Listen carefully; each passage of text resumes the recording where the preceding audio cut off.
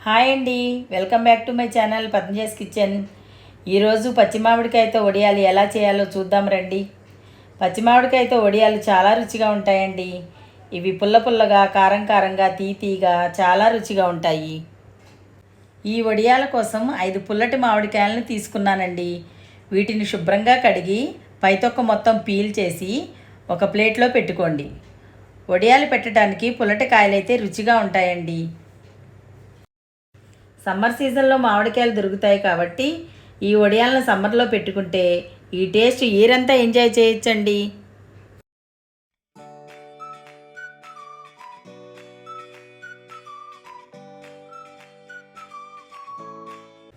ఇలా పీల్ చేసిన కాయలను ఒక్కొక్కటిగా గ్రేటర్ తీసుకుని తురిమి పెట్టుకోండి. తురుము ఇలా ఉంటే సరిపోతుందండి. ఇలా తీసుకున్న కాయలన్నిటినీ తురిమి పెట్టుకోండి. కాయలు ముక్కలుగా కట్ చేస్తే రసం బయటికి రాదు, కానీ తురిమితే రసం బయటకు వస్తుందండి. ఇలా వచ్చిన రసాన్ని పిండి తురుమును వేరే ప్లేట్లోకి తీసుకోండి. ఇప్పుడు ఒక మిక్సీ జార్ తీసుకుని దానిలో ఒక ఫుల్ స్పూన్ పండుమిర్చి పేస్ట్ వేసి 1 స్పూన్ సాల్టు, 1/2 స్పూన్ పసుపు, 1 కప్పు బెల్లం వేసి గ్రైండ్ చేయండి. ఇలా గ్రైండ్ చేసిన మిశ్రమాన్ని మనం తురిమి పెట్టుకున్న గిన్నెలో వేసి బాగా కలపండి.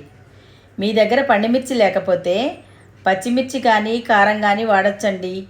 నా దగ్గర పండుమిర్చి ఉంది కాబట్టి నేను అది వాడాను. మీకేది ఇష్టమైతే అది వాడుకోండి. ఇప్పుడు దీనిలో సాల్ట్ సరిపోయిందో లేదో చెక్ చేసుకుని కావాలంటే కలపండి.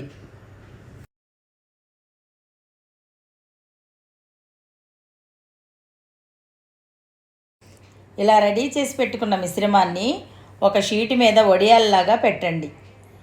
ఇవి మరీ పలచగా పెట్టకుండా కొంచెం మందంగా పెట్టి 2 రోజులు పూర్తిగా ఎండలో ఆరబెట్టండి.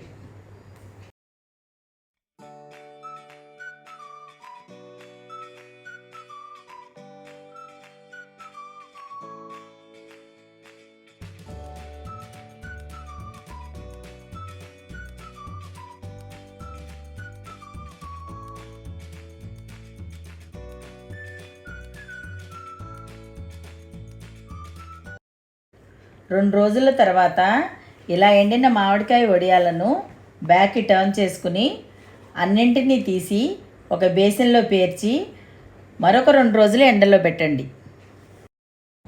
ఇలా బాగా ఎండిన వడియాలు సంవత్సరం వరకు నిల్వ ఉంటాయండి.